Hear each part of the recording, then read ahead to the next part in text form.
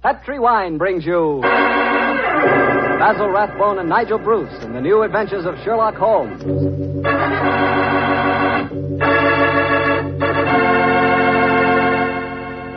The Petri family, the family that took time to bring you good wine, invite you to listen to Dr. Watson tell us another exciting adventure he shared with his old friend, that master detective, Sherlock Holmes. And I want to ask you something. You know, every now and then I've told you about the good old American custom of serving a glass of sherry before dinner, particularly Petri California sherry. And I wonder if you've tried that Petri sherry. Really, a glass of Petri sherry is the best beginning a good meal ever had. Petri sherry is clear, fragrant, and truly delicious. It's a wonderful wine whose flavor is the essence of luscious, sun-ripened grapes. And Petri makes two kinds of sherry wine, a regular sherry and Petri Pale Dry. If you don't know which you prefer, try them both. Don't buy one, buy two. But remember, always buy Petri, because Petri wine is always good wine.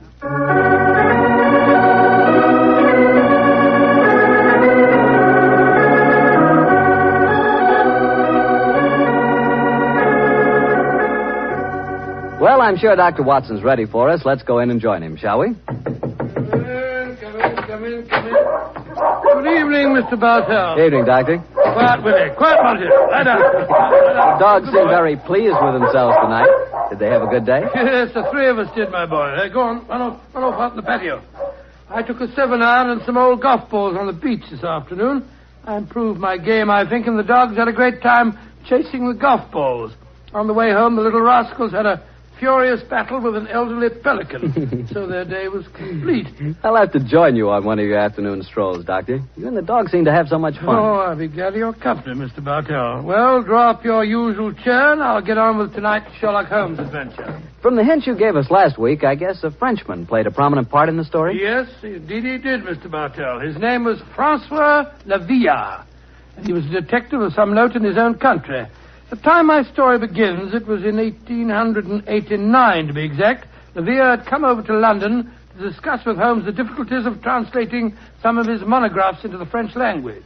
At this particular time, I was in the early days of my marriage, Mr. Bartell, and this fact, combined with a busy practice, meant that I saw very little of my old friend. He must have missed you, Doctor. Oh, indeed, well, of course, he'd never admit the fact, but to get on with my story. One cloudless June afternoon, I found myself in the neighborhood of Baker Street, and I couldn't resist paying a visit to Holmes. Mrs. Hudson was out, but having retained my old latchkey, I let myself in and mounted the familiar stairs. It gave me a strange feeling as I raised my hand to knock on what once had been my own living room door. Come in. Oh, hello, Holmes. Monsieur Holmes. Oh, I beg your pardon. I didn't know you were... Watson, my dear fellow. How very nice to see you again. It's great to see you, Holmes. I'm sorry I interrupted you. No. I didn't know that you had company. Not at all, my dear fellow. We're delighted, aren't we, Lavillard? Watson, oui. this is Monsieur Lavillard. Well, how do you do, sir? How do you do? Enchanté, monsieur. I have often wished to meet the so charming Dr. Watson. Holmes has told me a great deal about you. Oh, it's very nice of you, sir. That it suits you, Watson. You look splendid, old fellow. Gained a little weight, haven't you? Yes, a few pounds, I mean. Come, sir, sit down, won't you? You sure that I'm not interrupting you in some important discussion? Oh, no. Oh, no, mon cher docteur. We were having a good-natured argument on the relative abilities of the French criminal compared to the English. Oh, interesting. You must lend me your support, Watson. Monsieur Lavillard is convinced that the English criminal is a very dull dog indeed. Well, we've met some far from dull ones in our time. I assure you, Monsieur Lavillard. The exceptions rather than the rule, I fear, mon cher docteur. You're stubborn, aren't you, Lavillard? Believe me, my dear friend, that I will yield to no one in my admiration of your knowledge and skill. That is why I wish I could persuade you to practice in Paris. There you would find opponents really worthy of your steel. What can happen to interest you in this land of grey fogs, boiled potatoes, and pots of tea? Gracious me for myself, sir, you're not very flattering. Oh, don't be so insular, Watson. Oh, I meant no offense, my friend. Well, you say that the English criminal is dull. Well, perhaps if you were to read a published story of mine called A Study in Scarlet, you'd think differently. It tells of a very exciting adventure that Holmes and I had. I have read it, my friend. Oh, you have?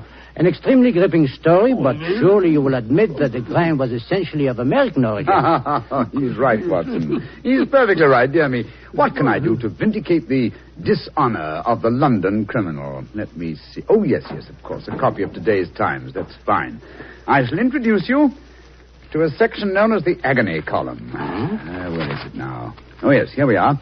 This should convince you of the color and variety of English life. The agony column? Mm-hmm. It sounds most painful. What is it, Pray? A personal column is liable to contain anything from a lover's frantic appeal to his lady-love to a ransom note. In my profession, I've frequently found it an invaluable medium for contacting the underworld. Yes, now, here we are. Here's something. Dear me. Oh, dear, no. Today's column seems rather uninspired, I'm afraid. May I examine it? Of course, here you are. Merci.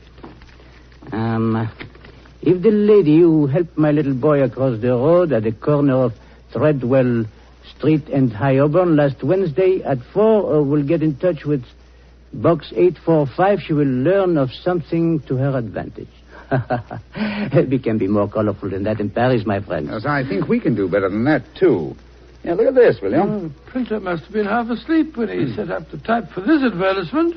Will any gentleman interested in discussing cryptography and cipher writing please communicate with Box XQL 696, the time? Boy, I fail to find this message any more stirring than the preceding one. You notice the execrable printing, don't you? Indeed I do.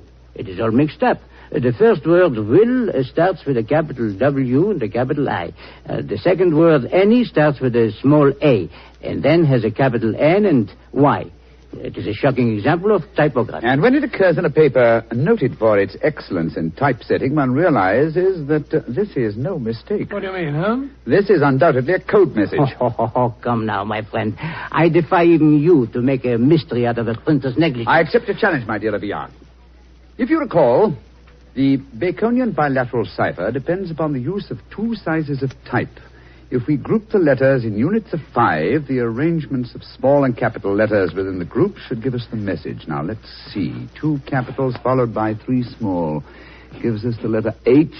Then 2 capitals, 1 small, 2 more. That gives us E. H. I still think you're trying to make an adventure out of a mere printing accident. No mere printing accident could so readily fall into one of the great traditional ciphers. Now, let's see.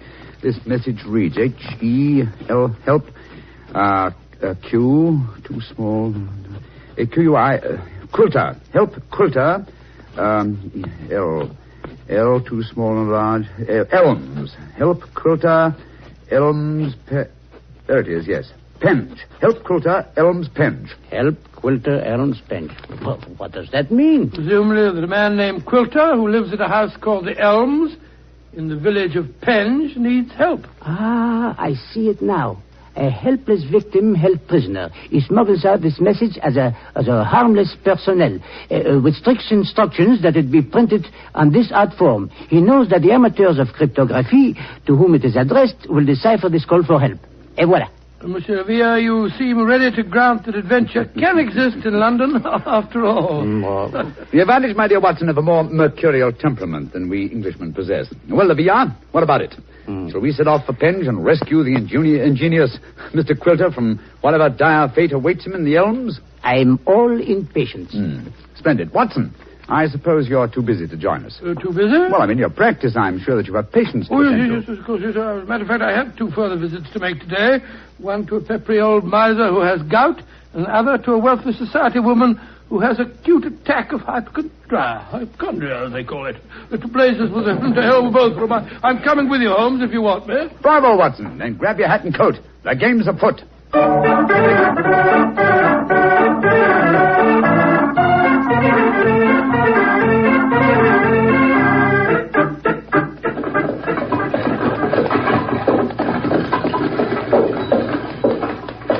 Here you are, gents. The Helms Penge. Nice afternoon for a drive, wasn't it?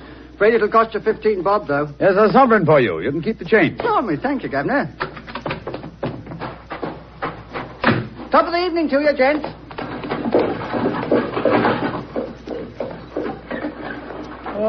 So this is the Elms, eh? Quite a bit of land for such a modest neighborhood. To call it the Elms seems remarkably inappropriate. I cannot see an elm tree in sight. So you see, Olivia, the English have more imagination than you give them credit for. Are you just going to walk up to the front door and knock, Holmes? Why not? The direct approach is often the most satisfactory. Oh, you disappoint me. I had hoped that perhaps you would adopt one of the disguises in which you are so adept, I am told. Well, since it's unlikely that these people know me by sight, that's hardly necessary, is it? However, I trust that this little problem may reward you with some colorful highlights before we're through. Oh. Great Scott. Revolver shots. They came from the house. We are too late. Monsieur Quilter has been murdered. No, I think not. You will observe that the next-door neighbor to the Elms was mowing his front lawn as we drove up. He is still engaged in the same occupation. Obviously, revolver shots attract little attention in this vicinity. Mon Dieu, you mean that violence and sudden death are so common that they do not attract even the passing interest? No, Villa. Even the British are not as phlegmatic as that. Then what is the answer to those shots, Holmes? Some member of this household is addicted to pistol practice. The fact that a shooting target is nailed to the back of that fence over there would further support the theory. Well, that's rather ominous, in my opinion. Well, here we are at the front door. Let's keep our wits about us anyway. Are you carrying a revolver, Dr. Watson? No, no stethoscope, I'm afraid. I was prepared for sickness when I left the house today, and not for crime. I, too, am unarmed. How about you, Monsieur Holmes? Only a magnifying glass, I'm afraid. Hardly a very lethal weapon. Yes? My friends and I were calling on Mr. Quilter. Oh? Who are you? My name is Sherlock Holmes, and these are my friends, Dr. Watson and Monsieur Leviat. How do you do, madam? How do you do? Is Mr. Quilter expecting I don't know. We read his advertisement in the agony column of the Times today and came down here at once. Are you a relation of his? I'm his niece. Oh. My name is Doris Faversham. Come in, won't you?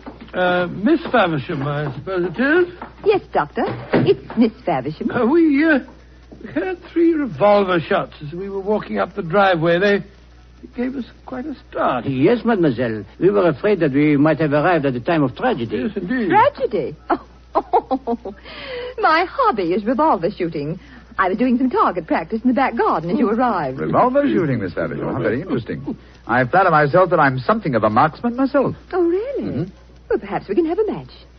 Won't you sit down? Your challenge intrigues me, Miss Faversham, but before I accept it, I should like to see Mr. Quilter. Well, Uncle George is paralyzed, you know. Oh, well, Spends all his time in a wheelchair. I'm not at all sure he'll see you. Well, at least you can ask him, can't you, Miss Faversham? It is his custom at this time of the day to take a little nap. Perhaps tomorrow... Doris! He's still awake. Who's here? Yes, Uncle. Some men have come to see you, Uncle. Well, bring him in. Follow me, gentlemen.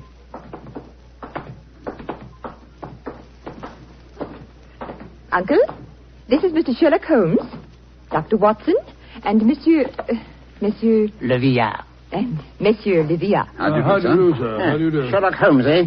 It took you long enough to decipher my message and get here, didn't it? Your brother's a much faster worker, isn't he? Oh, what makes you say that, Mr. Quilter? Received this telegram from him at 11 o'clock this morning. Read it for yourself. Oh, well, what's it say, Holmes? Suggest you consult my brother Sherlock, and it's signed Mycroft Holmes. Yes, Mr. Quilter, my brother is a much faster worker. Or shall we say that he suffers from the unfortunate habit of early rising. He undoubtedly read the agony column 3 hours before I did today. Don't know about that, but I've been expecting you all day. I imagine you know why I inserted that advertisement. Well, I had the impression that you were under some form of restraint, that you were in need of a rescue party, as it were. Rubbish. My advertisement was a piece of subtle bait. The only person that could decipher the message would obviously be someone who knew the Baconian cipher. Very logical deduction, Mr. Quilter. You see, I'm convinced, as any sensible man should be, that the so-called Shakespearean plays were written by Sir Francis Bacon. Oh, I see. But I felt that it needed a clever man to prove the fact. Mm-hmm. I was sure that anyone who was able to decipher my message was the man I needed. And what will it take, Mr. Holmes, to do the job? I'm a rich man. Name your fee. You mean to say that you inveigled Mr. Holmes down here just to do some research on the origin of Shakespeare's work? Oh, you needn't look so shocked, Dr. Watson. My uncle has offered to pay him a handsome fee. Well, what do you say, Mr. Sherlock Holmes? An interesting subject for research. I'll concede that Ignatius Donnelly and others have proved almost beyond doubt that William Shakespeare of Stratford-on-Avon did not write the plays, but I greatly doubt that Lord Bacon did. I may devote my leisure and later years to some investigation on the subject, but in the meanwhile, Mr. Quilter, I'm afraid I'm much too busy to undertake such an assignment. Please yourself. Show the gentleman out, Doris. Goodbye, sir. Good day, sir. Too bed you had this long drive down here for nothing, Yes, gentlemen. I'm afraid I quite agree on it. It would seem to me that your uncle has a distinct talent for practical joking, mademoiselle. Uncle? Oh, Uncle never made a joke in his life. Mr. Holmes, now that you're here, perhaps you'd like to indulge in a little shooting match. Thank you, Miss Faversham, but as I told your uncle, I'm a busy man. Good evening to you. Goodbye, gentlemen. Goodbye. Holmes, old fellow, you're losing your touch. You'd never made a blunder like this if I'd still been with you. It is comforting for an aspiring detective like myself to know that the great Sherlock Holmes is fallible. Yes, indeed. Then am I to assume that I must continue the case alone? What do you mean, continue the case? There isn't one. Quilter's in no danger. He's in desperate danger. What? I'm only afraid I may be too late to save him. But we have just spoken to the man. Oh, no. Did neither of you notice the traces of fresh loam on the boots of that supposedly paralyzed man? Gentlemen, I fear the agony column has led us to murder.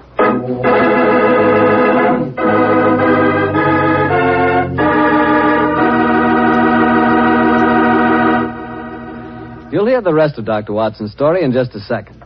Time enough for me to mention that any meal is a better meal when it's served with a Petri dinner wine. If you're having chicken or fish, use Petri California Sauterne. Petri Sauterne is a subtle, delicately flavored white wine that looks and tastes like captured sunshine. If you're having a roast or chops or any kind of meat or meat dish, then by all means serve Petri California Burgundy. Petri Burgundy is a hearty, full-flavored red wine. One of the most delicious red wines you ever poured from a bottle. Why not get a bottle of each? Petri Burgundy and Petri Sauterne.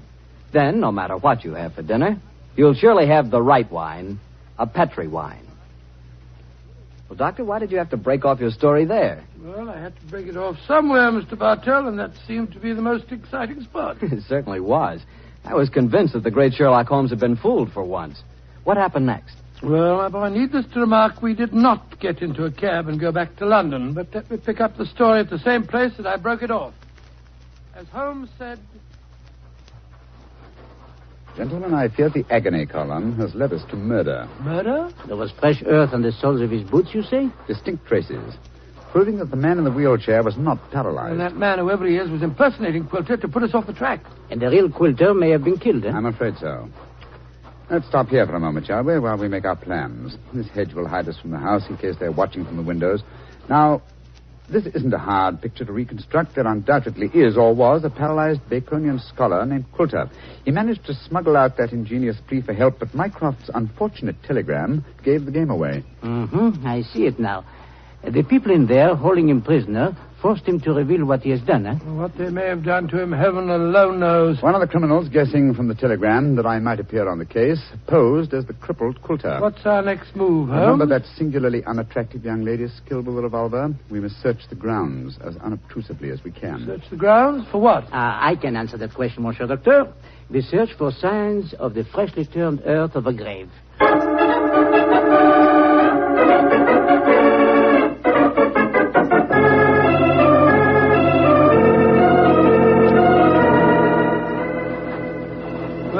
We didn't find any traces of the poor devil's corpse, thank heaven. No. A great disappointment. Dear me, you're very bloodthirsty, Olivia. Hello. Look at the old fellow trimming the hedge over there. Must be the gardener. Let's have a chat with him, shall we? May be able to give us some information. Good evening to you. Evening to you, gentlemen. Really? You work for Mr. Quilter? That I do, sir. That I do. Very fine work, too. I've seldom seen a better-kept garden. I thank you, sir. I do pride myself in my work. I wonder if you can help me. Be glad to if I can, sir. Did you see a telegraph boy deliver a message here this morning? That I did, sir. The boy came here about 10 o'clock this morning. I was a clipping the front edge at the time. And you've been working here ever since? Yes, sir. Brought my lunch with me today and ate it in the garden. Has anyone entered or left the house since that telegram was delivered? No, sir. No one except yourself. I see. I suppose you occasionally run errands for Mr. Quilter? Not much these days, sir. The poor old gentleman keeps his chair in the house pretty much all the time, sir. I did run a message for him yesterday, though. Oh, you did? Where to? Well, sir, I was pruning the rose bushes under his study windows when the window opens and his hand comes out with a message. He told me to take it to the village office of the Times and to tell him to print it just the way it was. He looked kind of worried when he gave me the message, and he He whispered to me, just as if he was afraid in his own house. I'm much obliged to you. Here's 5 shillings for your trouble. Oh, thank you, sir. Much obliged to you, I'm sure. Good evening. Good evening to you, gentlemen. Oh, so that's how the message was smuggled out. And no one has come to the house or left it since that telegram was delivered. Therefore, Coulter or his body must still be inside that house. We are going to search the house? Yes, we are. But we're not armed, and they certainly are. They probably won't even let us in. Yes, they will. We have an infallible key to entry, a woman's vanity. Come on.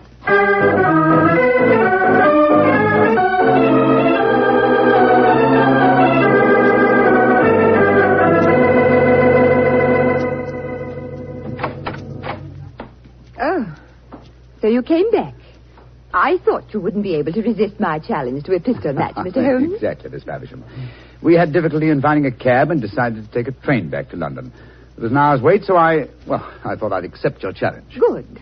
Come in. We'll go into the back garden. Thank you. Don't talk loudly. I think Uncle's asleep in the next room. Don't bring anybody in here, Doris. I want to sleep. All right, Uncle. This way, gentlemen. If your uncle wants to sleep, seems a funny sort of alibi. Oh, well, he's used to that, Doctor.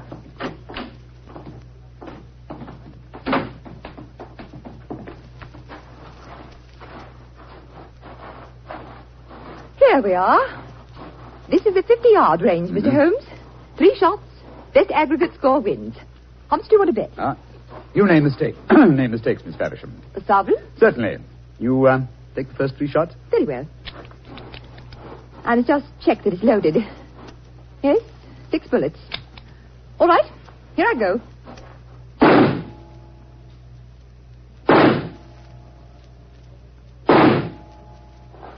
Bravo, Miss Faversham. Splendid. Bullseye and 2 winners.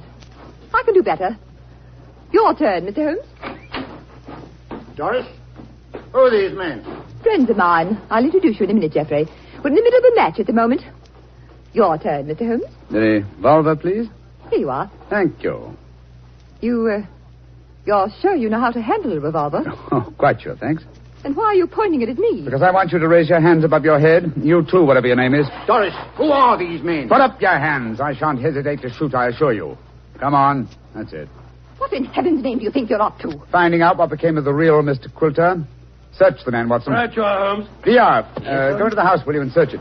Yes, but of course. Hello, this man had a revolver on his hip. Keep him covered with it.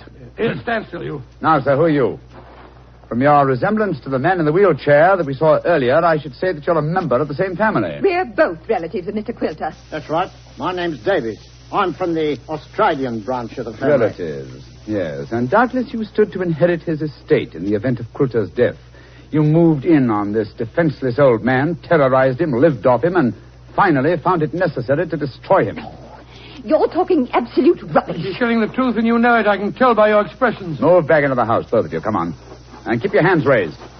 All right, that's it. Come on. Lead the way into the study. The man posing as Mr. Quilter is still there. We heard him call out as we came in. Yes, we might as well confront the 3 of them together. Yes, he's still seated in the chair. He seems to be asleep. Leah! Did you find anything? Not a trace of the missing men, Monsieur Holmes. Davis, what did you do with Mr. Quilter? I didn't do anything with him. Of course not. He's sitting there in that chair. It's no good lying to us. We know that man's an imposter. This is a fantastic situation. Nobody has left this house since the telegram arrived, and nobody has come to it, yet Mr. Quilter has vanished. Good Lord, how can he sleep through all this talk? You'd think he'd been drugged. Sophia! We're idiots. You are unquestionably the most promising detective in France, and some people have been kind enough to grant me a similar status in England, and yet my old friend Watson has just solved the case. Nothing. Just too happy to... What? Solved it? Well, how? Listen to the breathing of that man in the chair. What? He's been drugged. There sits the real Mr. Quilter, the persecuted victim who sent a cipher message for help. The man we spoke to earlier. Was you, Mr. Davies, impersonating Quilter. After you'd received us, you took off your disguise, adopted an Australian accent, and then hid your drug victim by placing him in his own wheelchair, knowing that would be the last place we'd look for him. And they would have kept him here until we had gone and then murdered him. What a devilish plot. Well, What have you got to say for yourselves? It was Geoffrey's idea, not mine. I didn't have anything to do with it. That's a dirty lie. You were in this as much as I am. Oh, this is splendid. Simply splendid. Please continue the argument. It'll make interesting evidence in court. You can't take us into court. Of course you can't. What's the charge? Quilter's still alive, isn't he? When Mr. Quilter revives under Dr. Watson's ministrations, you will be charged, I have no doubt, with attempted murder, abduction, sequestration, duress, and probably several other counts. Monsieur Villard, if you will find us a cab, we'll take these miscreants to Scotland Yard. Our work is done.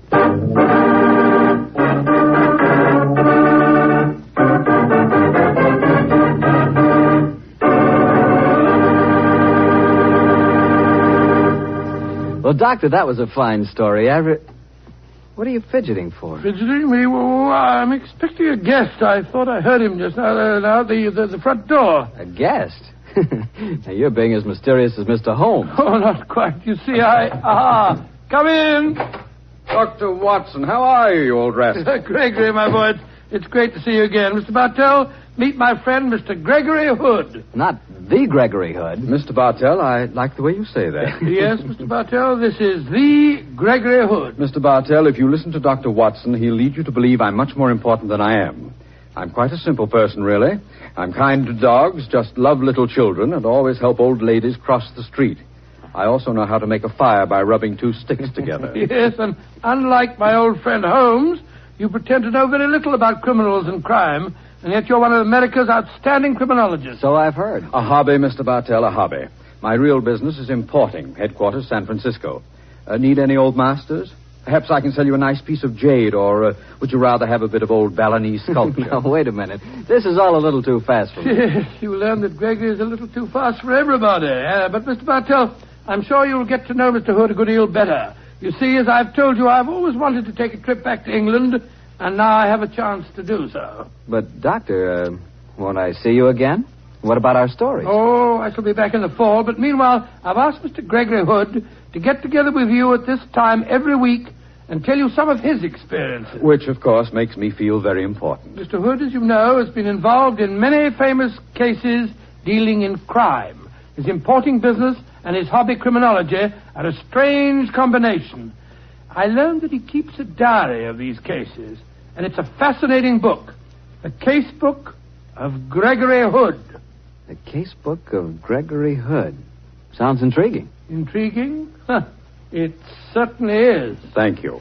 Well, then I can tell all our friends, be sure to listen next week at the same time and every Monday night through the summer to The Case Book of Gregory Hood.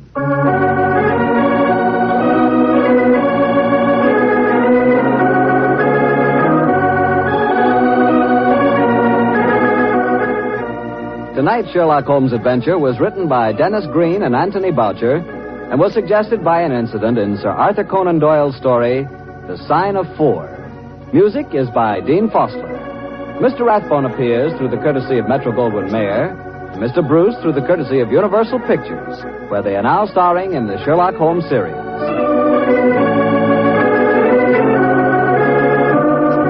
The Petri Wine Company of San Francisco, California, invite you to tune in again next week, same time, same station. Sherlock Holmes comes to you from our Hollywood studios.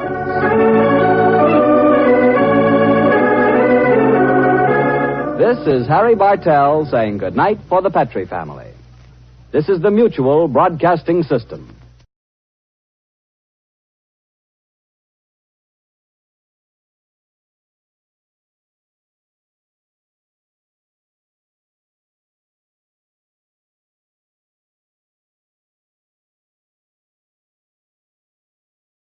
Is Monsieur Le Villard. How do you do, sir? How do you do? Enchanté, monsieur. I have often wished to meet the so charming Dr. Watson. Holmes has told me a great deal about you. Oh, it's very nice of you, sir. That age suits you, Watson. You look splendid, old fellow. Gained a little weight, haven't you? Oh, yes, a few pounds, I mean. Come, sir, sit down, won't you? You sure that I'm not interrupting you in some important discussion? Oh, no. Oh, no, mon cher docteur.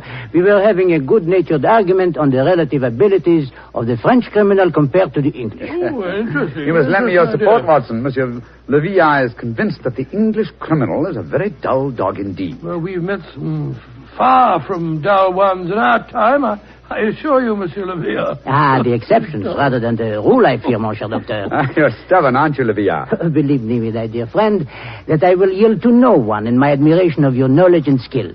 That is why I wish I could persuade you to practice in Paris. There you would find opponents really worthy of your steel. What can happen to interest you in this land of grey fogs, boiled potatoes, and pots of tea? Gracious me for my soul, sir, you're not very flattering. Oh, don't be so... Petri Wine brings you Basil Rathbone and Nigel Bruce in the new Adventures of Sherlock Holmes.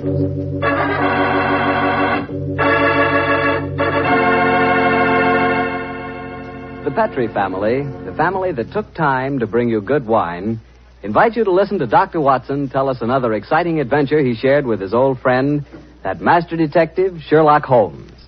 And I want to ask you something.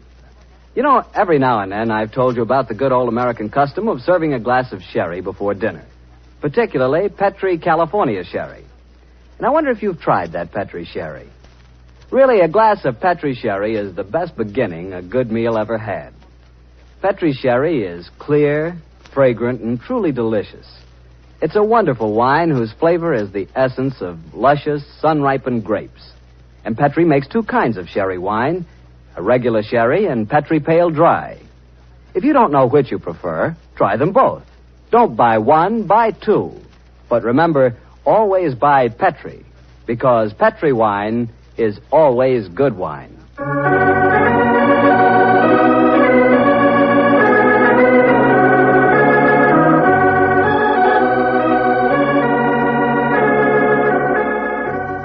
Well, I'm sure Dr. Watson's ready for us. Let's go in and join him, shall we? Come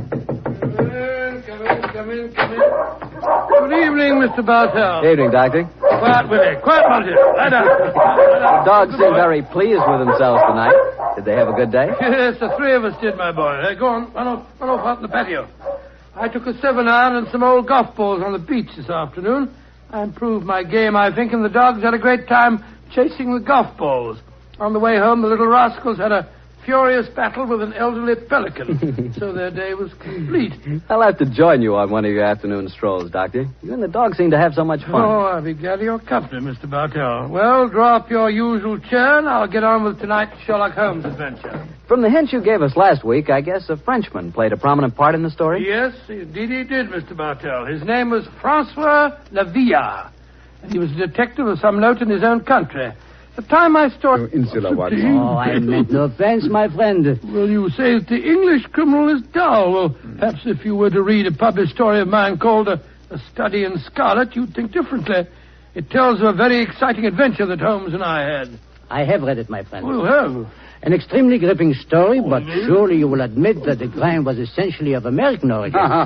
He's right, Watson. He's perfectly right, dear me. What can I do to vindicate the dishonor of the London criminal? Let me see. Oh, yes, of course. A copy of today's Times. That's fine. I shall introduce you to a section known as the agony column. Where is it now? Oh, yes, here we are. This should convince you of the color and variety of English life. The agony column? Mm-hmm. It sounds most painful. What is it, pray? A personal column is liable to contain anything from a lover's frantic appeal to his lady love to a ransom note. In my profession, I've frequently found it an invaluable medium for contacting the underworld. Yes, now, here we are. Here's something. Dear me. Oh, dear, no. Today's column seems rather uninspired, I'm afraid. May I examine it? Of course, here you are. It begins. It was in 1889, to be exact. Levere had come over to London to discuss with Holmes the difficulties of translating some of his monographs into the French language. At this particular time, I was in the early days of my marriage, Mr. Bartell, and this fact, combined with a busy practice, meant that I saw very little of my old friend. He must have missed you, Doctor. Oh, he did. Well, of course, he'd never admit the fact, but to get on with my story. One cloudless June afternoon, I found myself in the neighborhood of Baker Street, and I couldn't resist paying a visit to Holmes. Mrs. Hudson was out, but having retained my old latchkey, I let myself in and mounted the familiar stairs. It gave me a strange feeling as I raised my hand to knock on what once had been my own living room door. Come in. Oh, hello, Holmes. Monsieur Holmes. Oh, I beg your pardon. I didn't know you... Watson, my dear fellow. How very nice to see you again. It's great to see you, Holmes. I'm sorry I interrupted you. No. I didn't know that you had company. Not at all, my dear fellow. We're delighted, aren't we, Olivia? Yes, Watson, oui. this